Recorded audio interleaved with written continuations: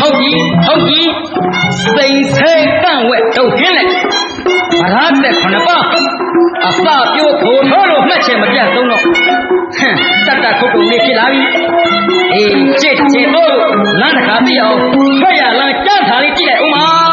ကြည့်လိုက်ဦးမ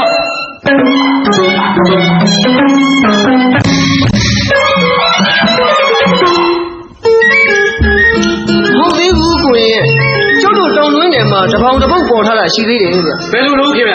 အဲ့ဒီတပေါင်းတစ်ပုတ်ပေါ်တယ်ဆိုတာကိုရင်အလို့ရတာဆိုရင်ရုပ်ပြနားအောင်ဗျကဲနားတော်ဗျာကျုပ်ရုပ်ပြမယ်အော်တော်နာထိုနှစ်မှာဝိဇ္ဇာတယောက်ပေါ်လက်တန်းဟုတ်ပြီရွှေတွင်းမြို့နယ်နောက်ပြောက်ဆွဲတကယ်တင်ညာမွေးလက်တန်းကြောင်နဲ့ပြီးကြီးလက်ပံရွှေငါးတွေပြင်စပေါင်းပါမှဗရာစီတန်းအင်းဤလန်းသွင်းမန်းစရနယ်နယ်လိုက်စွ